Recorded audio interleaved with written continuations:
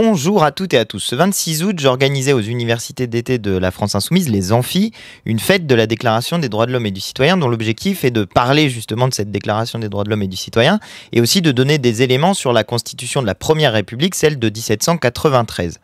J'ai eu un petit problème d'enregistrement et il se trouve que l'enregistrement principal, celui qui était tourné vers moi, n'a pas fonctionné. Mais par chance, il y a un camarade qui filmait cette fête de la Déclaration des droits de l'homme et du citoyen avec son téléphone en live Facebook et j'ai pu récupérer la vidéo pour finalement réussir à vous la monter. Ça n'a pas été une mince affaire, je ne vous le cache pas, et le résultat n'est pas forcément brillantissime compte tenu du fait que l'enregistrement principal avait aussi le son du micro. Mais on arrive à avoir une vidéo dans laquelle vous avez l'essentiel du fond politique de ce que je voulais raconter. Donc c'est plutôt une vidéo qui s'écoute davantage qu'une vidéo qui se regarde. Mais je tenais quand même à vous mettre à disposition ce discours parce qu'il est important pour moi et que voilà, c'est une étape supplémentaire marquée dans les sujets que j'essaye de porter sur les droits de l'homme et du citoyen, sur la République, sur les symboles de la République française. Et je pense que ça vous intéresse d'avoir quand même cette vidéo, même si la qualité est pas super, même s'il y a des moments où il n'y a même plus la vidéo qui me filme moi, même si c'est très pixelisé par moment. Regardez pas la vidéo, écoutez le son et vous aurez l'essentiel. Voilà ce que je voulais vous dire avant de commencer. Puisque celui-là, j'en profite pour vous proposer de vous abonner à ma chaîne si vous ne l'avez pas encore fait. Et en n'oubliant pas de cliquer sur la petite cloche pour recevoir les notifications. Et sans plus attendre, je vous passe ce discours en qualité médiocre. Et merci au camarade qui a filmé en live Facebook parce que ça permet qu'il y ait quand même la vidéo. Allez, je vous laisse regarder ça. C'est la deuxième édition de cette fête puisque nous l'avions fait la dernière fois aux derniers amphis de la France Insoumise. Pourquoi ça tombe bien? Eh bien, la Déclaration des droits de l'homme et du citoyen a été proclamée le 26 août 1789. Et coup de bol, ça tombe à chaque fois pendant les universités d'été de la France Insoumise. C'est donc plutôt une bonne chose. N'hésitez pas à avancer, à vous mettre sur les côtés pour que tout le monde puisse avoir bien de la place. C'est donc la deuxième édition de cette fête. Et ça participe d'un travail que j'essaye de faire et que maintenant, je pense, un certain nombre d'entre vous ont compris, sur la réappropriation de notre histoire républicaine et révolutionnaire pour mener les combats politiques d'aujourd'hui. Et c'est ce dont je vais évidemment parler dans cette petite fête. L'idée de ça, c'est donc de mettre du sens dans la République, dans ses symboles, le drapeau, la Marseillaise. Et je vous en parlerai en fin de conférence si j'ai encore le temps, mais je ne sais pas si j'aurai le temps. Si jamais j'ai pas le temps de vous parler des symboles, je vous donne rendez-vous à 15 h, Salon du Livre. J'en parlerai assez longuement, donc si jamais j'ai pas le temps, on sautera cette partie-là. Et on la fera en 2 morceaux, mais c'est dommage parce que c'est une partie qui est assez intéressante. Pour ce qui concerne ce qu'on va faire aujourd'hui, d'abord je veux vous dire que c'est quelque chose qui est d'actualité. Parce que, vous le savez, on est en train de nous dire que nous ne faisons pas partie de l'arc républicain. Stratégie qui a 2 objectifs. Le premier, c'est de diviser la NUPES pour dire, mais vous voyez comment vous n'allez pas aller avec les insoumis, ce sont des gens qui ne sont pas dans l'arc républicain. Donc d'abord, première stratégie, diviser la NUPES. Et deuxième stratégie, faire en sorte qu'au deuxième tour, eh bien, les gens puissent se rassembler sur la République qu'incarnerait la Macronie, mais dont ils ne comprennent pas ou dont ils font semblant de ne pas comprendre. Et désormais, on se dit peut-être même que ça fait partie de leur stratégie, que s'ils nous mettent, nous, à l'écart de la République, eh bien, ils y font entrer le Rassemblement national et que donc, y compris pour des macronistes dans un deuxième tour, s'ils se retrouvent face à des fascistes, eh bien, certains pourraient se dire que compte tenu du fait que les macronistes n'ont pas eu un comportement républicain dans les 10 années, du coup, où ils auront exercé le pouvoir, certains pourraient se dire que le Rassemblement national fait finalement plus partie de la République que les macronistes. Et d'ailleurs, Nicolas Sarkozy, vous l'avez peut-être entendu, a dit que désormais, on ne pouvait plus dire que le Rassemblement national ne faisait pas partie de la République. Vous voyez qu'ils sont en train de faire un arc républicain qui n'a pas grand-chose de républicain, et j'en parlerai un petit peu en détail. Et puis, il y a évidemment ce que ça produit dans la société, qui est donc ce que je vous disais, la possibilité de faire accéder au pouvoir le Rassemblement national. Je pense, moi, que nous avons tout intérêt à leur répondre que la République, c'est nous. Et à l'expliquer, à dire pourquoi la République, c'est nous. Parce que c'est à la fois, pour nous, une bonne stratégie de premier tour et une bonne stratégie de second tour. Une bonne stratégie de premier tour parce que cela nous permet de défendre notre programme sans rien céder dessus. Et je ne suis pas d'accord avec celles et ceux qui nous disent qu'il faudrait d'une manière ou d'une autre atténuer notre programme pour essayer de convaincre je ne sais pas qui. Je ne cherche pas à convaincre des gens comme Bernard Cazeneuve du fait qu'il faut venir avec nous. Je cherche à convaincre des gens qui ne sont pas allés voter du fait que c'est intéressant de venir avec nous. Et pour les convaincre, je suis persuadé que notre programme est la meilleure manière de les convaincre. Donc, l'objectif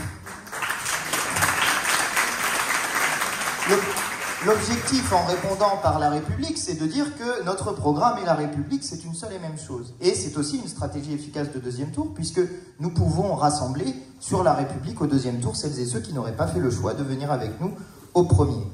Alors, cette déclaration des droits de l'homme et du citoyen de 1789, ça fait partie de notre bloc de constitutionnalité, c'est-à-dire que ça fait partie de nos droits actuels. Donc la connaître, c'est aussi connaître nos droits. N'hésitez pas à rentrer si vous voulez. Il y a encore des places sur les côtés si vous voulez faire de la place pour celles et ceux qui... La salle est un peu trop petite par rapport à ce qu'on fait. Bon, c'est pas grave. Donc, cette déclaration des droits de l'homme et du citoyen de 89, ça fait partie de nos droits actuels. Mais, puisqu'on nous prend sur la République, eh bien, j'ai décidé cette année d'élargir un petit peu le sujet et de parler aussi de la déclaration des droits de l'homme et du citoyen de 1793, qui est celle de la Première République. Enfin, puisqu'on nous dit que nous ne sommes pas des républicains, allons regarder ce que disaient les premiers républicains, ceux qui ont inventé le drapeau tricolore, la Marseillaise, la devise liberté, égalité, fraternité. Ça peut quand même être intéressant d'aller regarder ce qu'il y avait dans cette constitution de 1793. Alors, on commence par le commencement, le préambule. Le préambule de la Déclaration des droits de l'homme et du citoyen de 1789 a une utilité importante. Allez-y, alors faites un petit couloir pour que les gens puissent continuer à rentrer. Et mettez-vous sur les côtés, il y a de la place, ne vous inquiétez pas. Je vais finir par me faire engueuler. Allez-y, allez-y, venez au fond, enfin à l'avant. Avancez, avancez, avancez. Vous allez voir, quand je vais en arriver à ce qui était écrit sur les pancartes pendant la Révolution, vous allez voir qu'on est tout à fait dans le thème. Le préambule, j'en étais. C'est bien, vous avez rien raté, on n'en était qu'au préambule, donc vous inquiétez pas. Le préambule, il a une utilité fondamentale parce qu'il il définit l'objectif de la Déclaration des droits de l'homme et du citoyen. Je vous le résume, mais en gros, ce qu'il dit, c'est qu'il faut que cette déclaration soit présente en permanence aux yeux du peuple pour que nous puissions sans arrêt comparer ce qui se passe avec les droits que nous avons. Et précisément, c'est ce qu'on va faire aujourd'hui. On va comparer les droits que nous avons avec ce que font les gouvernements qui sont au pouvoir. Donc j'ai résumé, mais je passe très vite dessus. On commence donc par l'article 1. Les hommes naissent et demeurent libres et égaux en droit. Les distinctions sociales ne peuvent être fondées que sur l'utilité commune. Ça, c'est des droits qui sont actuels. Cet article est celui qui interdit d'une certaine manière qu'on fasse des différences à l'intérieur du peuple français. Et je vais prendre là la Constitution de 1793 pour vous dire qu'à l'article 3 de la Déclaration des droits de l'homme et du citoyen de 1793, on change un peu le sens. On dit « les hommes sont égaux par la nature et devant la loi ». C'est une précision qui est assez importante, parce que par la nature, cela rajoute quelque chose. Par la nature, cela veut dire que nous n'avons pas de différence biologique entre nous, et que donc nous considérons que l'humanité tout entière est une et indivisible, et qu'il n'y a pas de différence entre les êtres humains. L'article 3 de la Constitution de la Déclaration des droits de l'homme et du citoyen de la Constitution de 1793 est celui qui interdit le racisme. Donc, premier point, être républicain, c'est être antiraciste. Et on ne peut pas être républicain quand on n'est pas antiraciste. Et il y a la deuxième partie de la phrase, devant la loi. Pourquoi devant la loi? Pour deux raisons. Parce que nous sommes égaux dans notre capacité à faire la loi, puisque nous avons une personne égale une voix. Je veux dire, le jour des élections, c'est le seul jour où votre voix vaut autant que celle de Bernard Arnault. Sinon, les 364 jours restants, il a plus de pouvoir que vous. Mais ce jour-là, n'importe qui, même la personne qui dort dans la rue, a le même pouvoir que Bernard Arnault, et notre égalité dans le vote se fonde à ce moment-là. Et nous sommes aussi égaux devant la loi, puisque nous sommes égaux devant notre obligation à la respecter, puisque, en théorie, bien sûr, nous la faisons tous ensemble. Voici ce qui donc est dit dans cet article 1. L'article 2 de la Déclaration des droits de l'homme et du citoyen vient définir le but de la société. Le but de toute association politique est la conservation des droits naturels et imprescriptibles de l'homme. Ces droits sont la liberté, la propriété, la sûreté et la résistance à l'oppression. Vous entendrez qu'ils oublient souvent la dernière partie. La résistance à l'oppression fait partie des droits, hein, et ça fait partie de nos droits actuels. Sur ces droits et ces buts de la société, pour le coup, je trouve que la Constitution de 1793 est bien plus intéressante, parce qu'elle définit le but de la République pour la première fois, et voici ce qui nous est dit. Le but de la société est le bonheur commun. Ça commence comme ça. Le but de la société est le bonheur commun. Le gouvernement est institué pour garantir à l'homme la jouissance de ses droits naturels et imprescriptibles. Et donc ensuite, ces droits sont l'égalité, la liberté, la sûreté et la propriété, nous dit la Constitution de 1793. Vous voyez donc qu'il n'est pas de république possible sans un objectif pour la République. Et que l'objectif de la République n'est pas la satisfaction simplement de besoins individuels, etc., mais le bonheur commun. Et d'ailleurs, le reste de la Déclaration des droits de l'homme et du citoyen et de la Constitution nous disent qu'en réalité, pour atteindre ce bonheur commun, c'est dans le cadre de la souveraineté populaire et c'est par le travail de la société tout entière que nous pouvons atteindre ce bonheur commun. Mais quand on s'écarte de l'idée de bonheur, on s'écarte aussi en même temps de l'idée de république. Et je crois que, disons, les gouvernements successifs que nous avons eus se sont assez largement écartés de cette idée de bonheur. Comment faire, comment atteindre ce bonheur? Qu'est-ce qui est le centre de la Révolution française et de la République? C'est le concept de souveraineté. Ça, c'est l'article 3 de la Déclaration des droits de l'homme et du citoyen. Le principe de toute souveraineté réside essentiellement dans la nation. Nul corps, nul individu ne peut exercer d'autorité qui n'en émane expressément. Cette partie-là, elle va être beaucoup plus détaillée dans la Constitution de 1793. Et je vais vous lire simplement quelques articles qui me semblent être assez intéressants. C'est les articles 23 à 28 de cette Déclaration des droits de l'homme et du citoyen. Je n'en lis que quelques-uns pour accélérer le rythme, mais je trouve qu'ils sont intéressants. Article 23. La garantie sociale consiste dans l'action de tous pour assurer à chacun la jouissance et la conservation de ses droits. Cette garantie repose sur la souveraineté nationale. Vous voyez comment, dans cette Déclaration des droits de l'homme et du citoyen, on déclare que pour que les droits soient conservés, il faut que soit présente et soit forte la souveraineté nationale. C'est la souveraineté du peuple qui permet de garantir les droits, puisque en exerçant notre souveraineté, nous pouvons définir collectivement ce que nous définissons comme bonheur commun, ce que nous définissons comme droit acquis et comme droit à conquérir à la fois. L'article 25 nous dit que la souveraineté réside dans le peuple, elle est une et indivisible, imprescriptible, inaliénable. L'article 26 nous dit qu'aucune portion du peuple ne peut exercer la puissance du peuple entier, tiens, quand même. Mais chaque section du souverain assemblé doit jouir du droit d'exprimer sa volonté avec une entière liberté. Et enfin, article 28, celui-là il est pas mal, parce qu'il donne une leçon à celles et ceux qui nous disent que oui, la 6ème République, qu'est-ce que vous nous embêtez avec ça? Si vous voulez continuer à penser, je suis désolé, la salle est un peu petite pour l'exercice, mais il y a encore un peu de place par ici si vous voulez. Donc l'article 28, un peuple, accrochez-vous celui-là, il faut que vous l'appreniez par cœur. Un peuple a toujours le droit de revoir, de réformer et de changer sa constitution. Une génération ne peut assujettir à ses lois les générations futures.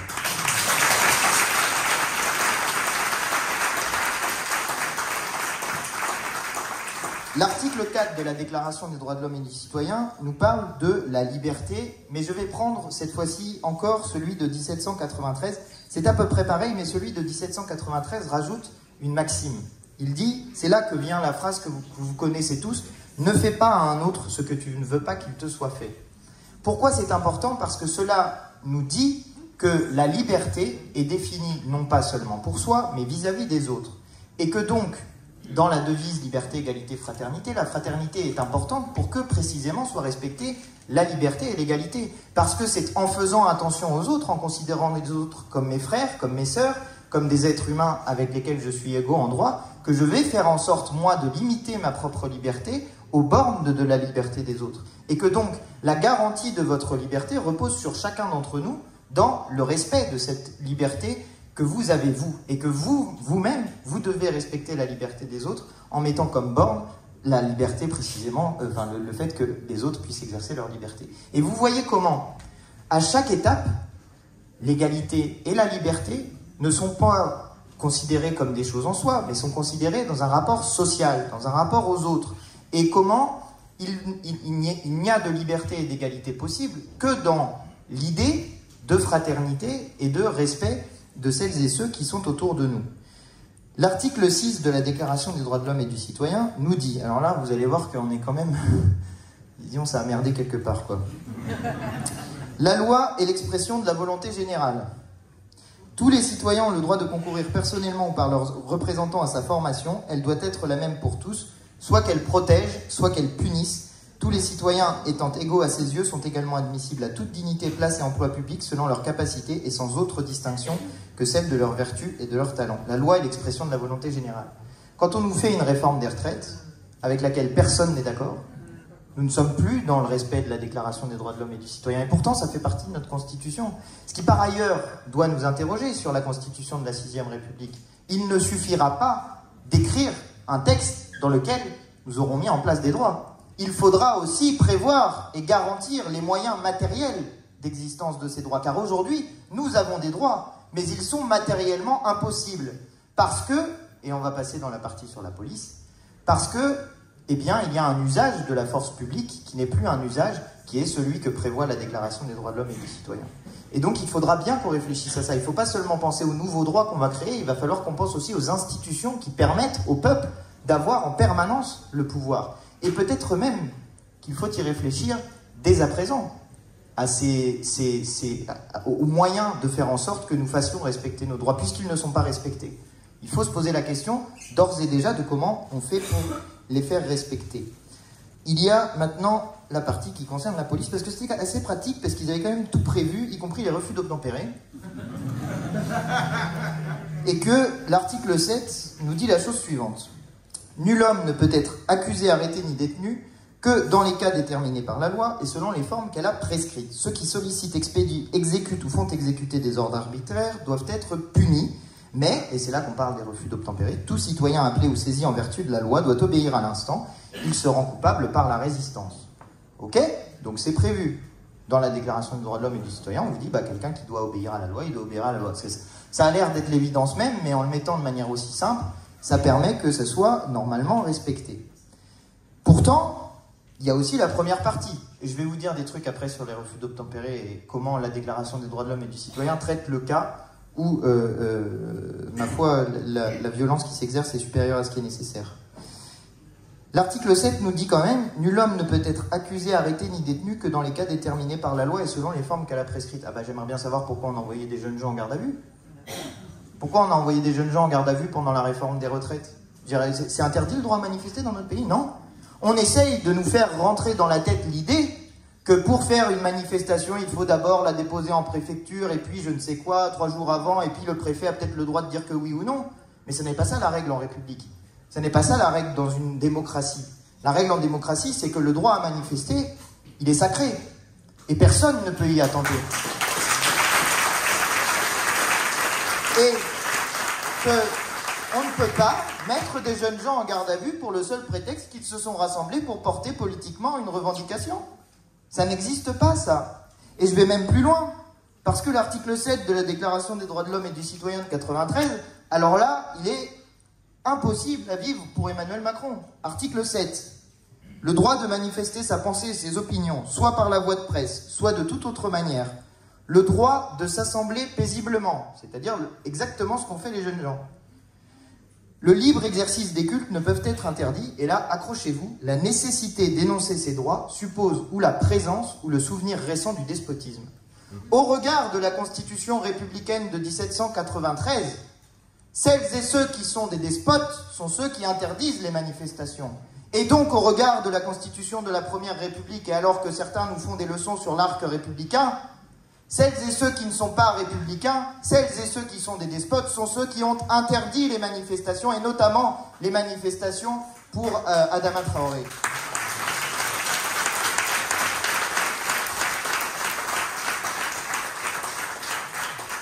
L'article 9 de la Déclaration des droits de l'homme et du citoyen prévoit le cas où les violences policières seraient excessives par rapport à ce qui est prévu justement dans le cadre d'une constitution. Tout homme étant présumé innocent jusqu'à ce qu'il ait été déclaré coupable, s'il est jugé indispensable de l'arrêter,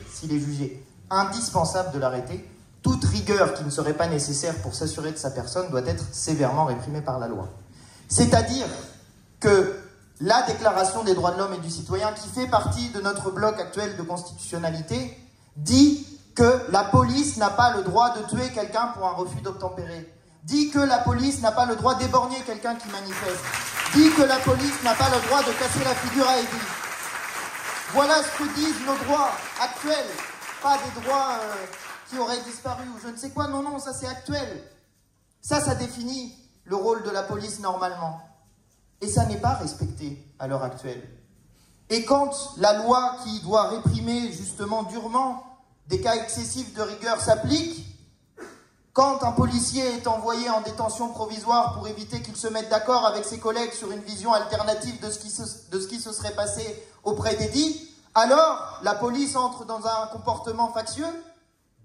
Ça n'est pas la République, ça. La République est du côté de celles et ceux qui disent que la police est là pour servir et obéir d'abord à la Déclaration des droits de l'homme et du citoyen et aux droits du peuple.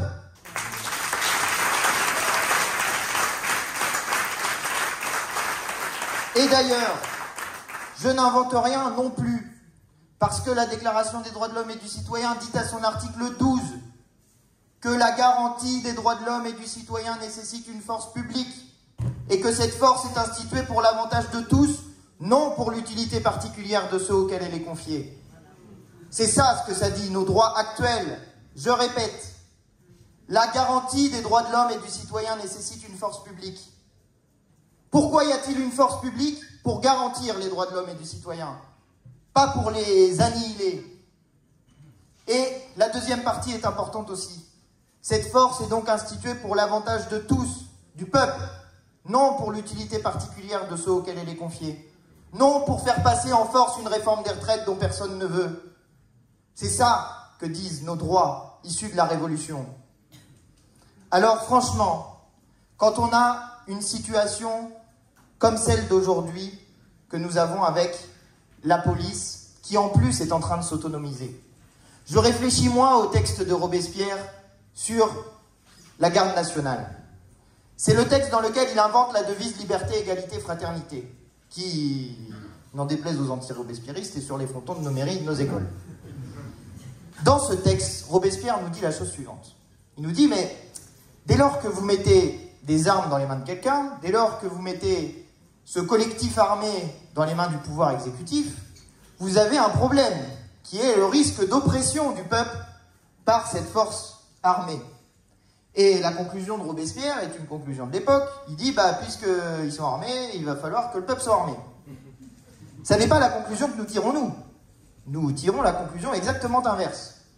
Nous disons, puisqu'il y a un risque qu'une force armée impose ses vues et ses volontés au reste du peuple, en l'occurrence, soit parce que le pouvoir exécutif en a décidé ainsi, c'est ce qui s'est passé pendant la réforme des retraites, soit parce que la police s'autonomise et décide d'appliquer des règles qui lui seraient spécifiques, en demandant que la loi ne soit pas la même pour tous, alors, puisqu'il y a ce danger-là, la solution, c'est le désarmement de la police.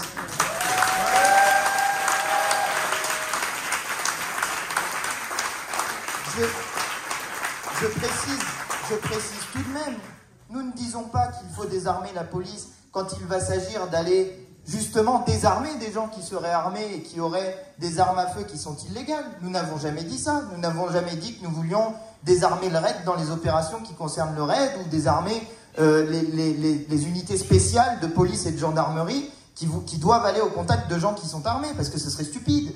Nous n'avons jamais dit ça. Nous avons juste dit que dans le cadre du droit à manifester, finir par être éborgné, perdre une main ou même mourir n'est pas normal dans une démocratie. C'est tout ce que nous disons. Et en disant ça, nous disons seulement que nous voulons respecter la Déclaration des droits de l'homme et du citoyen. Voilà le genre d'anti-républicains que nous sommes. Des gens qui essayent de faire en sorte qu'on respecte les lois de la République. C'est quand même étrange comme genre d'ennemis de la République, vous en conviendrez, je crois. J'ai déjà parlé de l'article 7, je l'ai mis plus haut, donc tant mieux. Et je veux vous parler maintenant un petit peu, élargir un peu le débat sur quelque chose qui n'est pas forcément très présent dans la Constitution de 1789, mais qui pour le coup est extrêmement présent dans la Constitution de 1793. On nous dit souvent, la première des libertés, c'est la sécurité. Vous les entendez dire ça? C'est pas vrai. C'est l'inverse. La première des sécurités, c'est la liberté. Et précisément, quand on parle de droit à la sûreté dans la Constitution de 1789, on parle de quelque chose de bien spécifique.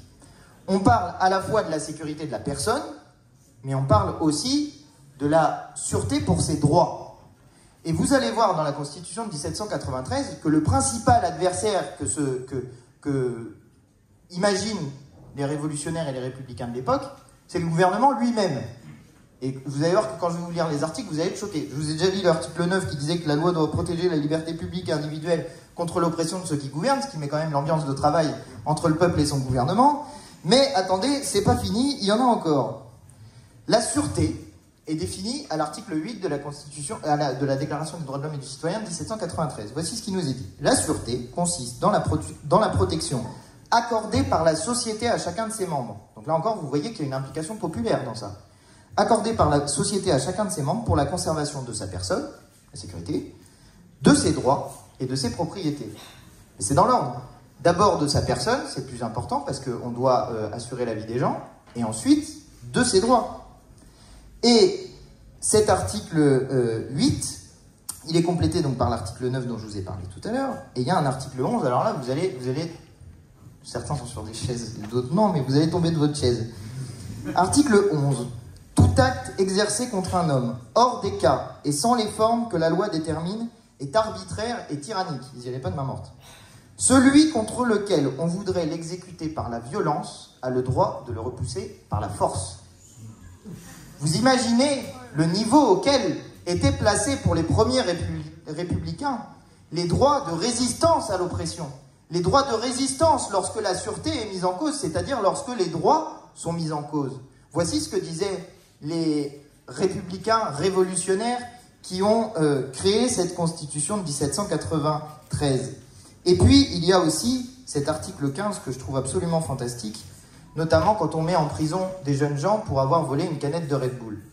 10 mois de prison pour avoir volé une canette, eh bien, comparez ça avec l'article 15 de la DDHC de 1793. La loi ne doit décerner que des peines strictement et évidemment nécessaires. Les peines doivent être proportionnées au délit et utiles à la société. Est-ce utile à la société de mettre pendant 10 mois en prison quelqu'un qui a volé une canette de Red Bull? Je ne crois pas. J'ai un sérieux doute sur le sujet. Et quand la justice devient une justice de classe, je crois qu'elle n'est plus vraiment une justice républicaine.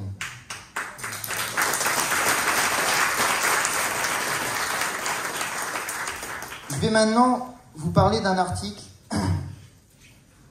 qui est l'article 10, mais j'aimerais bien le retrouver. C'est celui qui invente déjà, en quelque sorte, le principe de laïcité. Nul ne doit être inquiété pour ses opinions, même religieuses, pourvu que leurs manifestations ne troublent pas l'ordre public établi par la loi.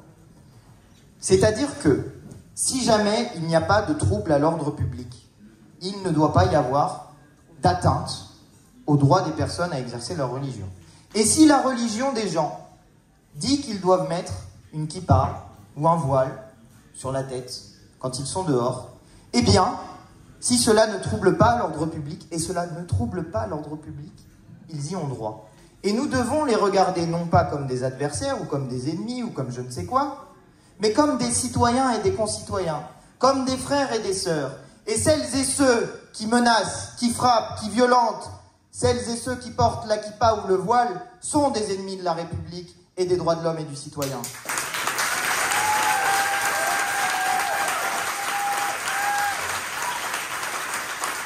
Vraiment camarades, il y a en ce moment un danger. Il y a un danger parce que certains sont des faux laïcs. Certains sont des faux laïcs qui voient dans une religion en particulier le problème. Alors parfois ça va être la religion juive, parfois ça va être la religion musulmane, et en ce moment, beaucoup sont attaqués pour la religion musulmane. Et quand certains nous disent qu'il y a un problème avec le voile dans l'espace public, ils se trompent de combat. Parce que la laïcité, ça n'est pas un athéisme d'État. La laïcité, ça n'est pas vouloir que les gens abandonnent leur religion pour faire partie de la République. La laïcité n'est pas un outil de guerre civile. La laïcité est un outil de paix civile. La laïcité est un outil de cohésion du peuple. Et nous avons créé cet outil précisément parce que dans notre pays, nous avons eu des guerres de religion extrêmement violentes et nous avons eu parfois des violences qui se sont exprimées notamment contre les Juifs pendant des années. Et c'est la révolution de 1789 et 1791 en particulier qui a dit pour la première fois que les Juifs devaient être des citoyens français comme les autres. Alors faire honneur à la République et aux droits de l'homme, c'est chasser de nos rangs toutes celles et ceux qui utilisent la laïcité comme étant un outil de combat contre une partie de la population plutôt que comme un outil d'amour vis-à-vis de toute la population, quelle que soit sa religion.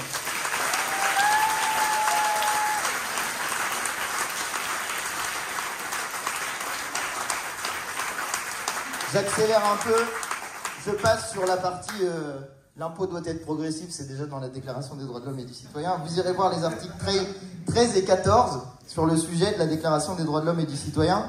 Mais je veux vous parler d'autres articles, ceux de la Constitution de 1793. Parce que justement, c'est celle de la République, bon sang. Nous ne serions pas dans l'arc républicain, mais pourtant, qui défend la République sociale, bon sang? C'est nous. Et la République sociale, figurez-vous qu'elle est déjà là en 1793. Ils en sont même à avoir inventé, sans lui avoir donné le nom, la sécurité sociale. Ça va vous étonner peut-être, mais l'article 21 de la Déclaration des droits de l'homme et du citoyen de 93 nous dit la chose suivante. Les secours publics sont une dette sacrée. La société doit la subsistance aux citoyens malheureux, soit en leur procurant du travail, soit en assurant les moyens d'exister à ceux qui sont hors d'état de travailler. Le principe de la sécurité sociale, dans tous ses aspects, c'est-à-dire à la fois le droit au travail et le droit à avoir une indemnité quand on n'est plus en capacité de travailler, et j'inclus là-dedans le droit à se reposer quand on a beaucoup travaillé et beaucoup donné pour la patrie, c'est-à-dire le droit à la retraite. Tout ça est déjà contenu dans la Déclaration des droits de l'homme et du citoyen de 1793. Alors quand certains s'en prennent à la République sociale, ce sont eux qui s'éloignent de la République au sens où nous l'entendons nous, car il n'y a pas de République possible si ça n'est pas une République sociale. Et puis il y a l'article 22 qui lui invente carrément l'éducation nationale, alors accrochez-vous. L'instruction est le besoin de tous, la société doit favoriser de tout son pouvoir les progrès de la raison publique et mettre l'instruction à la portée de tous les citoyens. Vous voyez quand même qu'en 1793, ils étaient parfois bien plus avancés que ce que nous sommes nous aujourd'hui. Et je trouve que revenir à ces articles est quand même assez intéressant. J'en finis avec deux articles, enfin trois même, pour la Déclaration des droits de l'homme et du citoyen de 93, puisqu'on a dit que les droits, c'était aussi la résistance à l'oppression. L'article 33 nous dit « La résistance à l'oppression est la conséquence des autres droits de l'homme ». C'est-à-dire, si les autres droits de l'homme sont menacés, la résistance à l'oppression devient une obligation. Et l'article 35 nous dit, celui-là, normalement, il y en a quelques-uns qui commencent à le connaître par cœur, « Quand le gouvernement viole les droits du peuple, l'insurrection est pour le peuple et pour chaque portion du peuple le plus sacré des droits et le plus indispensable des devoirs. » Conclusion, la Constitution de 1793 avait prévu l'hypothèse suivant laquelle un gouvernement ne respecterait pas nos droits.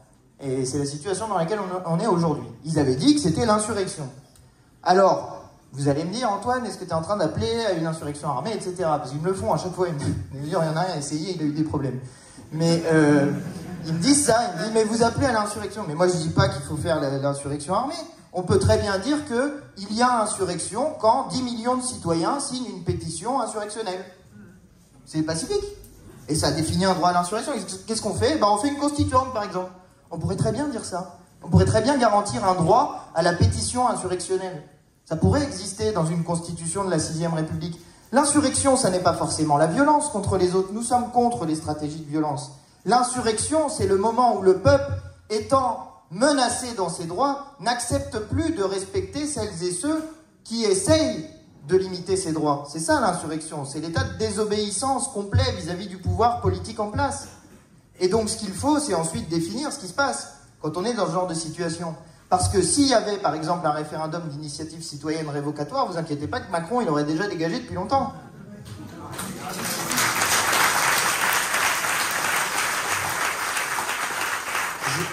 J'en finis parce que je crois qu'il ne nous reste que 7 minutes et qu'il va y avoir la conférence suivante qui va arriver. J'en finis avec deux choses. L'erreur fondamentale de la Constitution de 1793, c'est d'avoir laissé de côté la moitié de l'humanité, les femmes. Et ça, je dis que c'est une erreur. On en a parlé hier avec Jean-Marc Chiappa qui disait qu'il y avait à l'époque une conception différente, qui était une conception de la famille comme noyau, et que donc l'homme était celui qui allait porter le droit de vote de l'ensemble de la famille, ce qui est une conception très patriarcale. Et d'ailleurs, Jean-Marc expliquait qu'il y avait sur certains, comment on appelle ça, les listes d'émargement, des femmes qui avaient voté, parce que le mari ne pouvait pas, ou je sais pas quoi. Donc, c'est un énorme problème quand même, parce que c'est l'idée qu'il n'y a pas d'individualité, l'idée qu'on ne peut pas faire des choix. Et c'est une erreur fondamentale D'autant plus que ce sujet a été porté. On ne peut pas faire comme si, on ne peut pas dire oui, bah à l'époque c'était pas une question. Si, c'était carrément une question. Il y avait Olympe de Gouges et Condorcet qui, par ailleurs, sur d'autres sujets étaient nazes complètement. Mais sur ce sujet-là, ils avaient raison. C'était eux qui portaient l'extension de la souveraineté. Mais il y a l'article 4 qui nous définit ce que c'est qu'un citoyen français. Là, normalement, vous la connaissez un peu. Tout homme né domicilié en France, âgé de 21 ans accompli, point virgule. Tout étranger âgé de 21 ans accompli qui, domicilié en France depuis une année, y vit de son travail, ou acquiert une propriété, ou épouse une Française, ou adopte un enfant, ou nourrit un vieillard, point virgule. Tout étranger, enfin, qui sera jugé par le corps législatif avoir bien mérité de l'humanité, est admis à l'exercice des droits de citoyen français. Vous voyez que la Constitution de 1793 ne dit pas qu'il faut savoir parler français, avoir la culture française, je ne sais quoi, etc., comme on demande aujourd'hui aux gens. Non, le seul truc qu'on demande, c'est que les gens ils aient envie de devenir français. Et réfléchissez-y bien. Mais quand des gens nous disent qu'il faut limiter l'accès à la nationalité, et notamment, c'est les fachos, c'est les gens d'en face, ils nous disent, mais oui, ça va être les portes ouvertes, je sais pas quoi. Mais enfin, quel problème il y a avec ça? Quand on aime son pays, quand il y a d'autres gens qui ont envie de faire partie de notre pays et de notre patrie, en quoi est-ce un problème? Expliquez-moi. Pourquoi ça serait ne pas aimer son pays? Et là, c'est des paroles de Médine. Médine nous dit « L'amour des siens, ce n'est pas la haine des autres. » Eh bien, pour la République, l'amour des siens, précisément, ça n'est jamais la haine des autres. Et je vais aller plus loin parce que coup de bol, mais j'ai découvert ça hier justement dans la conférence de Jean-Marc. Je vais vous apprendre un truc que moi-même j'ai appris hier, donc je me dis il y a peu de gens qui doivent le savoir. Quand on a fait la Révolution, on a foutu des pancartes aux frontières de la patrie. Des pancartes qui étaient tournées vers les autres. Et est-ce qu'il y avait écrit n'entrez pas ou je sais pas quoi? Non. Il y avait écrit bienvenue au pays de la liberté. Est-ce que c'est pas magnifique quand même de se dire ça?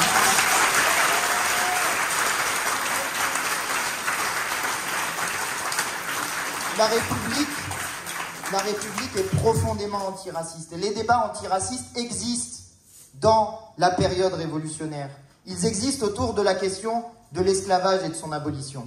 Parce que dès le début de la Révolution et la proclamation des droits de l'homme et du citoyen, il y en a qui disent, mais enfin, et Robespierre le premier, disent, mais le jour où vous aurez mis esclave dans votre constitution n'aura plus de valeur, parce que vous aurez mis un mot qui trahit l'idée que vous avez proclamée, qui était magnifique, d'égalité des êtres humains entre eux. Et donc Robespierre dit, mettez esclave dans votre constitution et votre constitution n'a plus de valeur. Il dit ça en 1790. Mais il y a des batailles qui ont lieu, notamment en Haïti, pour la liberté. Parce qu'à partir du moment où vous avez proclamé des droits naturels, imprescriptibles et celui de l'égalité, et même avant en réalité, il y avait des gens qui entraient en marronnage. Le marronnage, c'était ceux qui quittaient l'esclavage, qui se libéraient de l'esclavage et qui allaient résister. C'était des maquisards contre l'esclavage. Eh bien, à partir de la Révolution française et des principes qui sont proclamés, celles et ceux qui sont mis en esclavage vont se saisir de ces principes en disant « Mais maintenant, ça suffit. L'esclavage est une honte et un crime contre l'humanité. » On dit un crime de lèse-humanité quand on finit par enfin reconnaître l'abolition de l'esclavage. Et c'est ça qu'il faut comprendre. C'est que l'abolition de l'esclavage qui est faite en février 1794 finalement n'est pas un droit qui aurait été comme ça accordé par générosité. C'est un droit qui a été conquis par celles et ceux qui se sont libérés par eux-mêmes de l'esclavage dans lequel ils étaient placés. Et en réalité, en Haïti, l'esclavage est aboli depuis 1793 parce que les esclaves se sont battus pour la liberté et pour faire régner l'égalité. Et qu'est-ce qu'on a fait quand on a aboli l'esclavage? Est-ce qu'on a dit ceux qui étaient placés en esclavage, ils ne sont pas tout à fait français? Non. Tout le monde est devenu citoyen français. Voilà comment, à l'époque, on concevait ce qu'était le fait d'être français. Et ces débats antiracistes étaient extrêmement présents dans la Révolution française, parce que certains disaient « Mais comment on va faire, vous comprenez, la compétitivité, gna gna gna ». Il y en avait déjà qui disaient ça, et qui plaçaient des gens en esclavage, qui considéraient d'autres individus comme des choses, comme des objets, comme des propriétés dont il fallait défendre les droits. Mais en réalité, c'était l'inverse. Les droits qui devaient être défendus étaient ceux des êtres humains. Et c'était la propriété qui était illégale, puisqu'elle était contraire à l'humanité, à ce moment-là. Et vous voyez comment le droit de propriété lui-même, qui est défini dans ces déclarations des droits de l'homme et du citoyen, a une limite. Et que cette limite, c'est l'humanité. Et que c'est d'abord l'humanité avant le droit de propriété. Et d'abord le respect de l'égalité et de la liberté avant tout le reste. Et que donc, quand les esclaves se sont libérés par leur lutte, eh bien, ils ont obtenu d'un coup, et c'est normal, l'intégralité des droits qui étaient celles et ceux qu'on voulait pour tous les citoyens. Je vous dis une dernière chose sur ce point-là. En 1794, nous avions 2 élus noirs à l'Assemblée nationale. Jean-Baptiste Bellay, qui était un élu... les deux étaient des élus d'Haïti. Jean-Baptiste Bellay et Jean-Baptiste Mills, qui étaient métis. Mais vous voyez comment la question de la couleur de peau n'était pas une question, c'était pas un sujet. Donc, nous disons, nous, depuis ici, à celles et ceux qui nous saoulent sans arrêt, avec le racisme, avec la couleur de peau, avec la religion, avec je ne sais quoi, tant que ça permet de diviser le peuple français, que ce sont eux les ennemis et les adversaires de la République. Parce qu'il n'y a pas de République possible sans unité du peuple. Et que cette unité du peuple ne peut être fondée qu'en droit de chacun vis-à-vis des autres.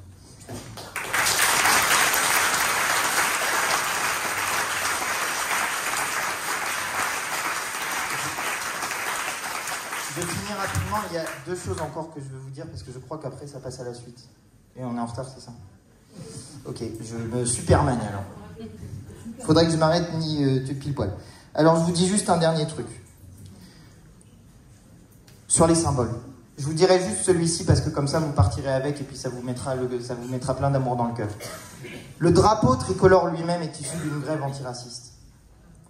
Ce drapeau tricolore, il naît de la cocarde que je porte ici, qui est remise à Louis XVI le 17 juillet 1789, puisqu'on fait le 14 juillet, puis le lendemain, on ne s'est pas tourné les pouces, on a direct nommé un pouvoir municipal révolutionnaire, hein, c'était à l'époque, on faisait vite, et le 17 juillet, Louis XVI vient reconnaître ce pouvoir municipal issu de la Révolution, et on lui remet cette cocarde qui symbolise le blanc de la royauté, avec le bleu et le rouge du peuple français, donc le peuple français encadrant la monarchie.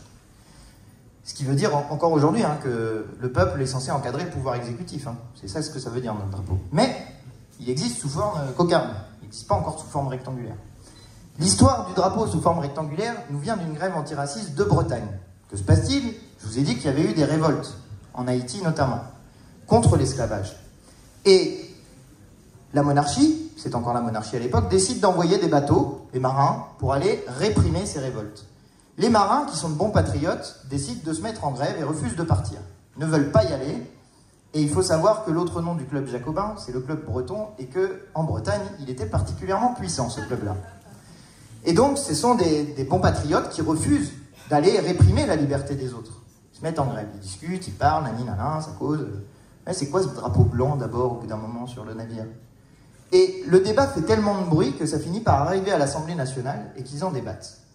Et ils débattent. Il y en a qui disent oui, le drapeau blanc c'est bien, et d'autres qui disent non, il faut changer, il faut un drapeau aux couleurs de la patrie.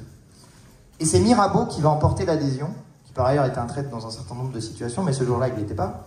Et il emporte l'adhésion en disant qu'en gros il faut remplacer le drapeau blanc par le drapeau tricolore, en disant il faut en finir avec le drapeau qui est celui de la gloire par la guerre, et le remplacer par celui qui sera le drapeau de la sainte confraternité des peuples et la terreur des conspirateurs et des tyrans.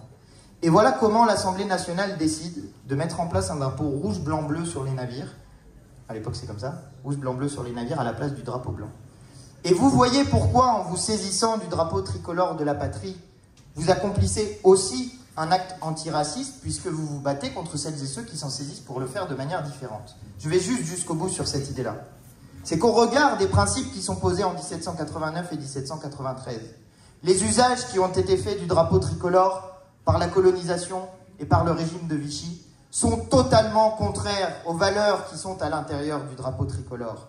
Et que donc, c'est au regard de ces principes-là qu'il faut mesurer notre action et mesurer ce que nous faisons. Oui, la République française, au sens où nous l'entendons, est une République qui est à la fois antiraciste, anticapitaliste et antifascistes, et celles et ceux qui se saisissent du drapeau tricolore pour dire autre chose que cela trahissent les valeurs fondamentales qui ont été édictées à la Révolution française au moment où sont nés justement ces symboles nationaux. Et je vous remercie.